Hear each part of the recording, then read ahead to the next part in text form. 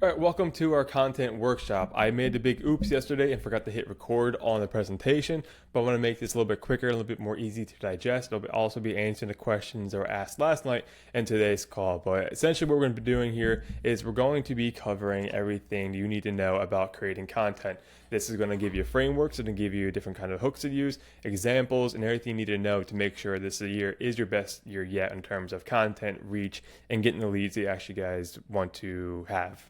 So to start it off here, the table of contents here will be a pretty quick one. This should be about a 20 to 30 minute video. We're going to start with equipment. Then we're talking about kind of why content and what you need to be focusing on. And the meat of this whole entire presentation is going to be workshopping ideas, giving you guys ideas on really what to focus on. And we're going to wrap it all up with some actual tangible items here. So in terms of why content, again, I'm not going to go in this too much here.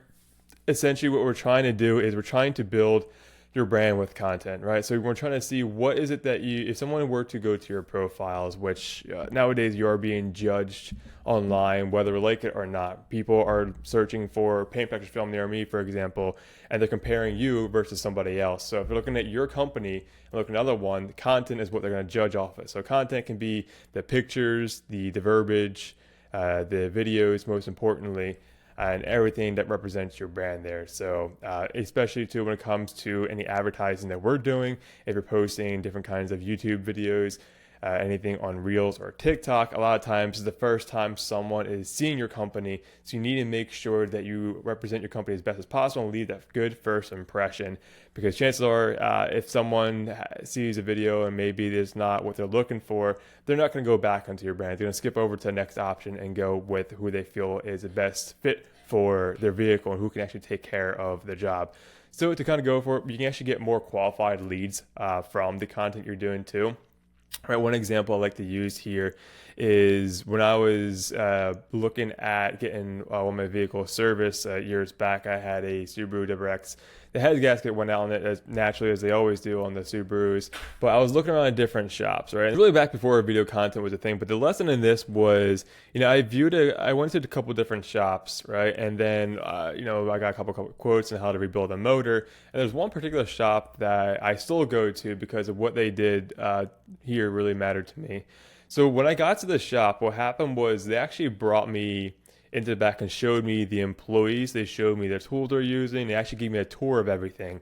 And I felt very, very comfortable going with them because I saw who was working on the vehicle. I saw the tools they're using. And I felt very comfortable, like a part of the family almost. You actually can bridge this gap with your content too, because what you're trying to achieve with content is build that know, like, and trust factor. If you can hit all three of those, there should be no objections on the sales call to make sure that person becomes a lead to a customer.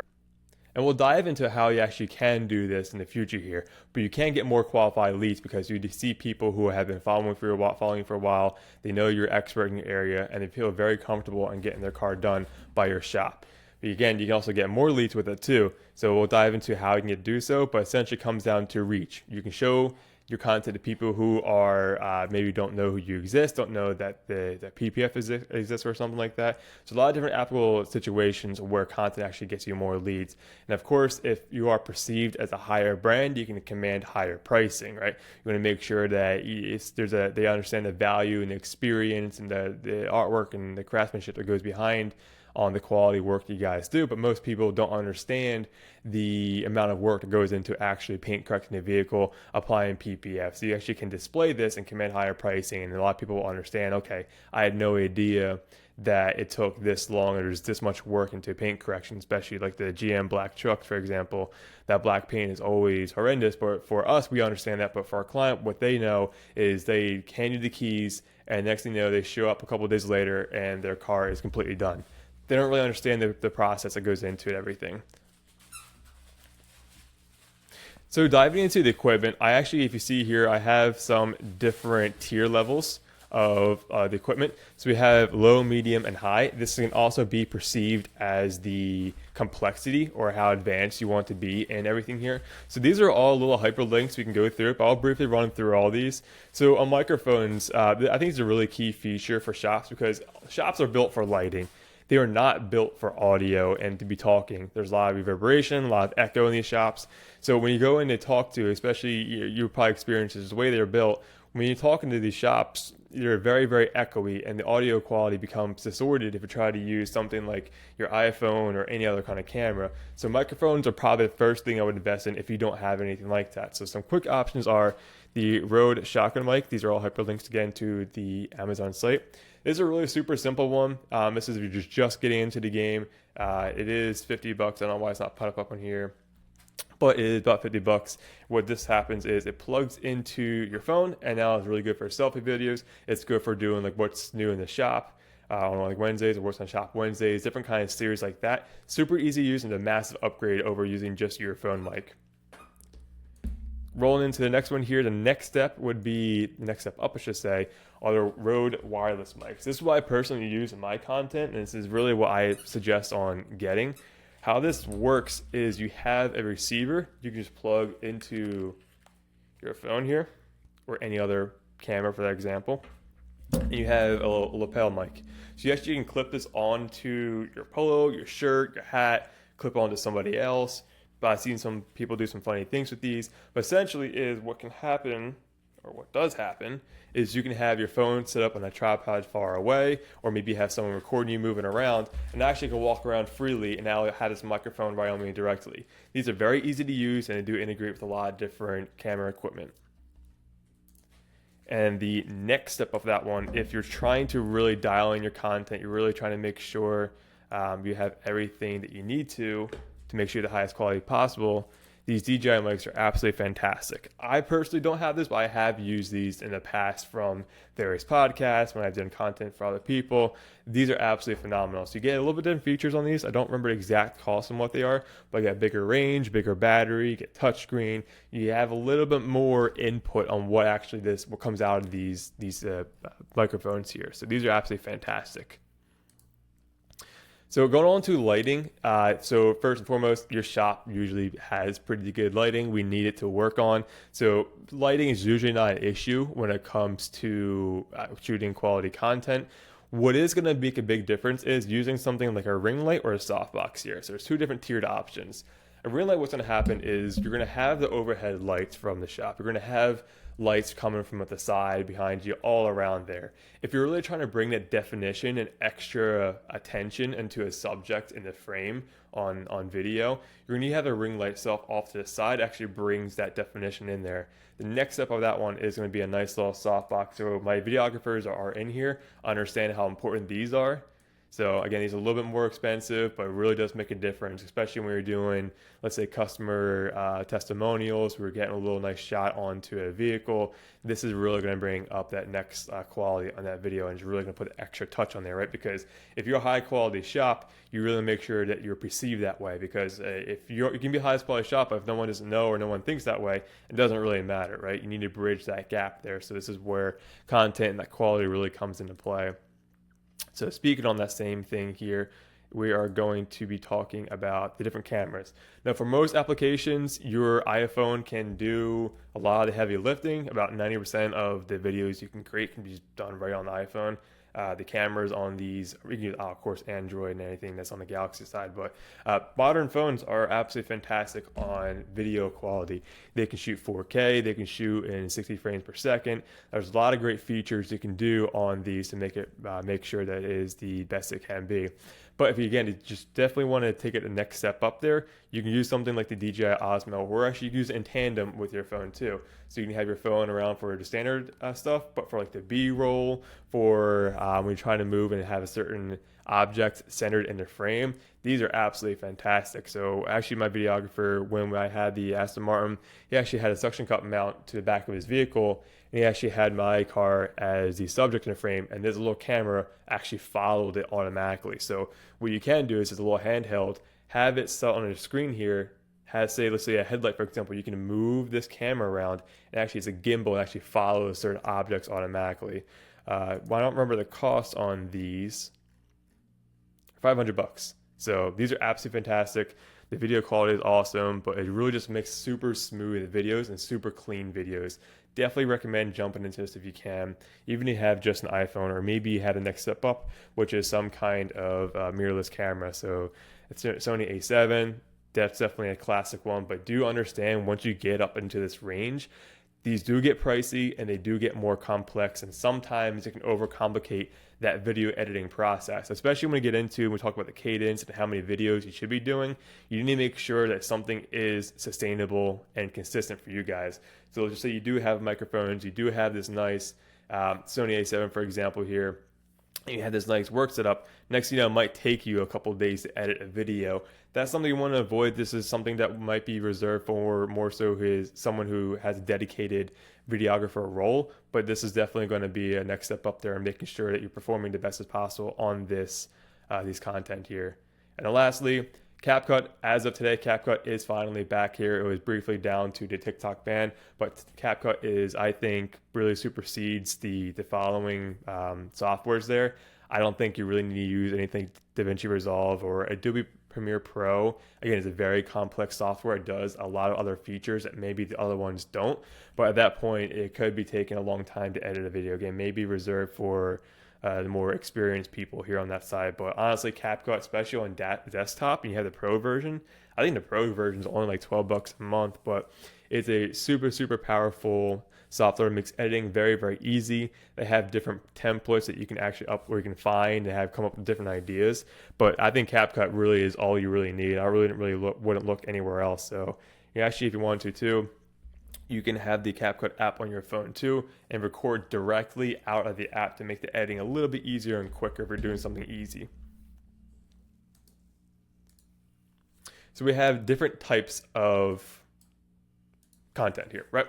So of course, these are all going to be talking about videos, but you have the long form. The long form is stuff that's typically over 5 minutes longer. So you have the YouTube and Facebook videos. On Facebook videos, they're not really going to be anything of too much substance. They're really just going to be more so about education. But YouTube, I'll dive into the long form, and I'll dissect both these kind of different forms here in a couple slides. But the short form, for example, are going to be the Reels, the TikToks, the YouTube Shorts. Things are typically less than 60 seconds long. So we're talking about that content. Okay, we know which ones to kind of platforms to focus on. Now it comes down to the ideas here. This is probably the most common question I get is what do I post, right? And even comes to the ads, what kind of content works for the ads. So here are some things that you can do to create more ideas and really never run out of content.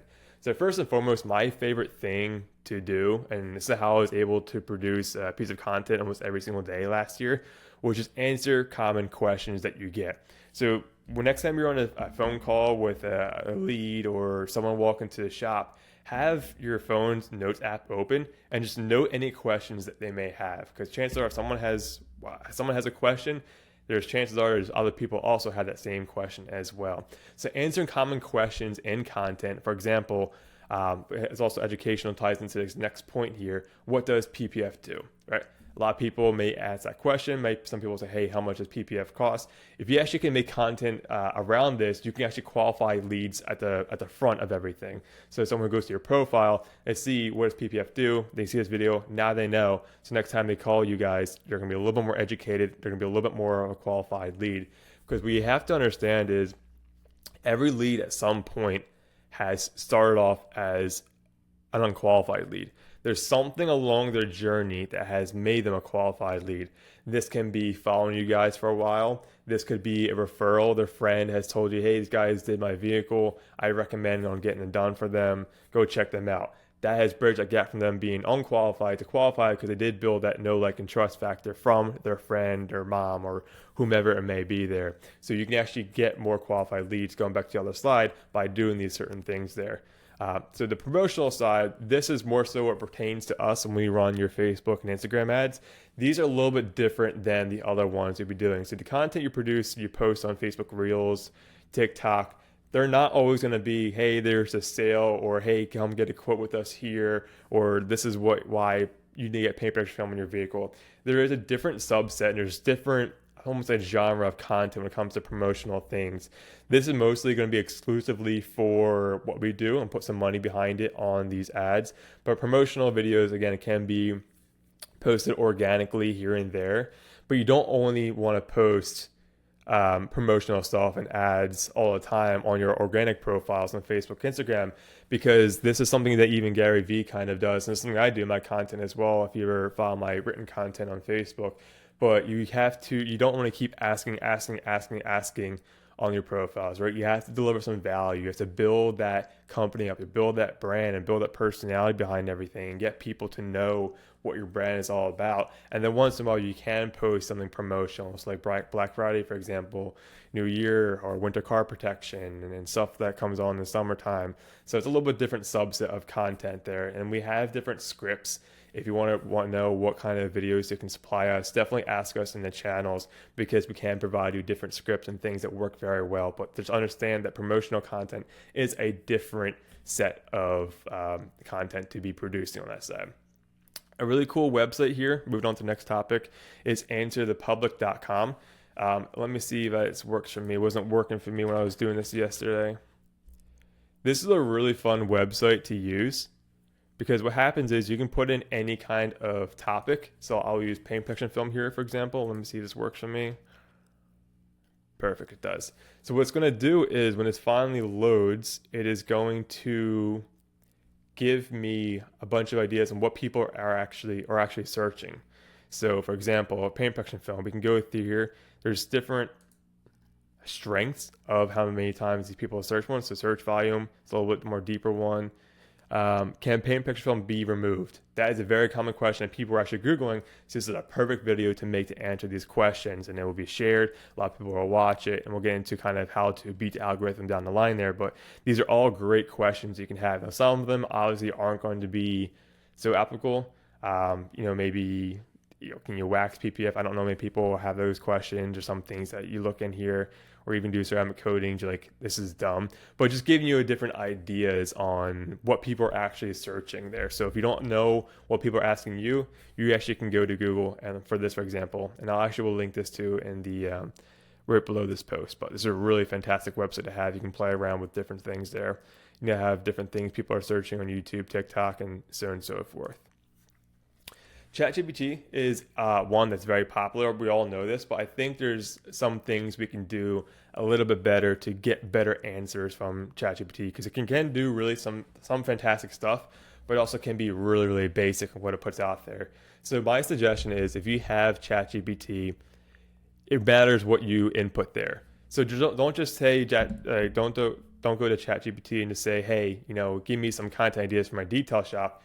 Feed it information about you, about your shop. Hey, this is I run Automotive Auto Spa. It is a high quality shop here in South Jersey, located in Medford, New Jersey, to be specific. My target audience are people who have 2024 vehicles, 2025 vehicles, brand new vehicles. We do a lot of paint protection film, ceramic coatings, these high-end services for usually these high-end cars, sometimes some daily drivers. I need to make some content, so give me 10 content ideas.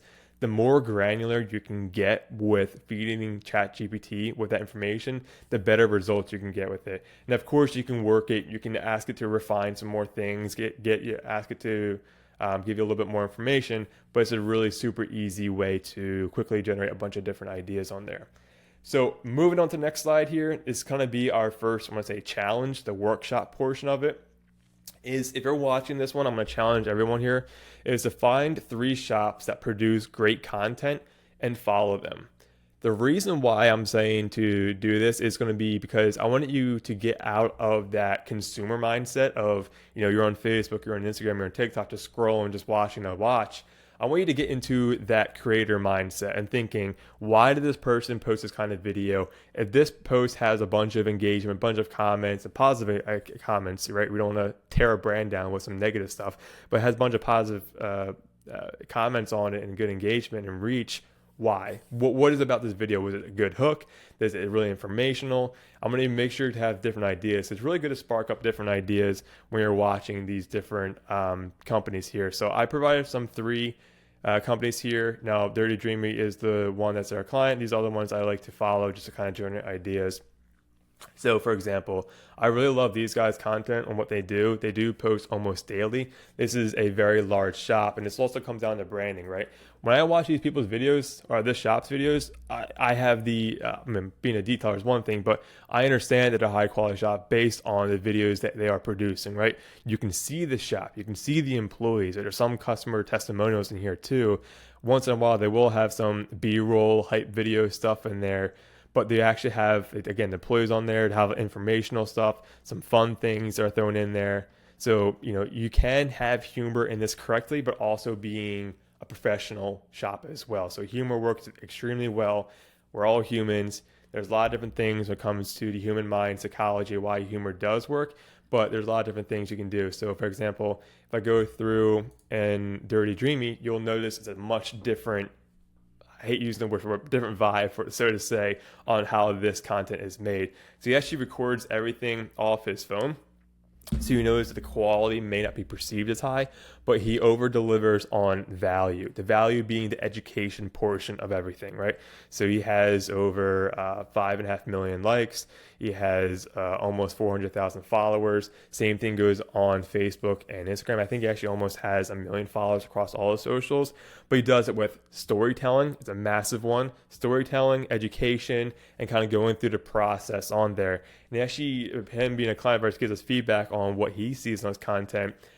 People who watch his TikTok but come through, watch a couple of videos, they'll call him up and say, hey, I don't care how much it is. I just want to get this done. Because now Jonathan, he's always on these videos here. He has become a local celebrity in his area, and people want to work with him. So he's obviously very, very busy, very, very successful in everything he does because he's put himself in that celebrity status in his area by consistently posting and being in front of everybody. And we do put some money backing into some of the content on there, albeit it's some of the more promotional side.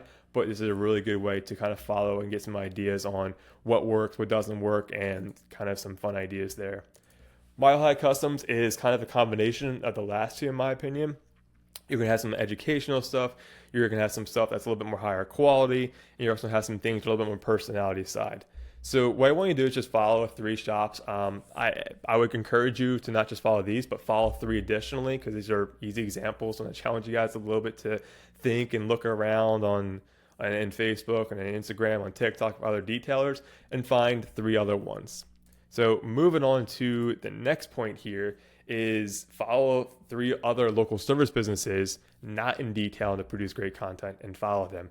No, I'm not saying your local area, so I'm in South Street. I don't mean other local service businesses anywhere in the country, right? It doesn't matter if they're across the country or even really in a different country, so to say. But what you can do here is, because I think that detailing is a smaller sector of the blue collar network and local service businesses, but like roofers, landscapers do this really well. Even some like real estate agents kind of put out some good content there, but just follow them, right? Because it will give you new ideas. And nothing you do when it kind of comes to content has to be groundbreaking. Everything has been done already. All you have to do is just make it your own. So there's really good ideas. I actually follow a lot of different, not just agencies, but other companies outside of detailing. And this is how I actually was able to apply different knowledge, new ideas. Now, obviously, not everything is one-to-one in terms of the content and ideas, but at least it gives you a better idea of what people are actually doing. It gives you better ideas. Oh, I can do this in my shop, what that person did there. So it's a really good way to get new ideas flowing. All right, so now we have some ideas. Now it's time to put it in practice. So the first thing I want to bring up are the hooks. The hooks are the most important part of the video because it is not only the first thing that people watch, it's not only the thing that people watch the most, because if I show a video to 100 people, everyone has to start off at least at 3 seconds, but it's going to decide and dictate how successful this content is. Because what you want to do is try to get someone to watch at least 3 seconds of that video. Give them a reason to watch the whole entire video.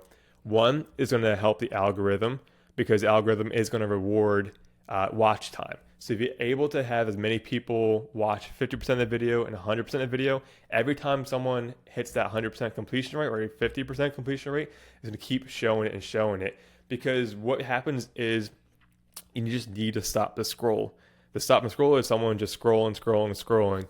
if you get someone to stop and watch it, they'll actually be able to consume it. If the first 3 seconds is something boring, doesn't grab their attention, they'll scroll and that video will never actually reach anyone important or actually do anything there.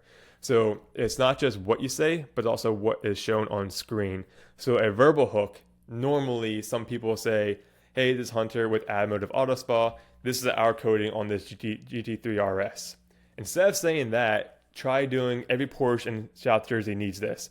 Instantly, it's a little bit more snappy. It gets a better hook, and now it lets person just watch the next part. It's all you're trying to do to get somebody to watch the next part of the video. A visual hook, a lot of people will start with just laying PPF on the hood. Instead of doing that one, something a little bit more catchy will be actually scratching the hood after it has PPF, of course, but that's going to grab some attention. It's going to probably invoke some feelings on that one, but that's when you work into the next part of the video about explaining PPF or whatever they're really trying to do on that side there. And also the text on that too. So on that first 30 seconds, if you're doing for this verbal hook, also have that in text. So every portion South Jersey needs this, have that in text right in the beginning of the video, and you can have that go away after the first 3 seconds. All right, short form dissected. We're gonna get into this and I'm gonna get a little bit more granular on what this is. But essentially, again, it's gonna be Instagram, Reels, Facebook Reels, TikTok, and YouTube Shorts. There is a way to kind of beat the algorithm and give you guys the best chance of success here. Really, what you're trying to do, the cadence, is try to do at least 3 per week. Now, what matters most is the consistency over the intensity. Let's just say you do 3 per week, but you stop 4 weeks from now. Or you can do, say, 2 per week and you do an entire year. The person that produces the content for the entire year is going to be a much better spot than a detailer who only does it for that 1 month there.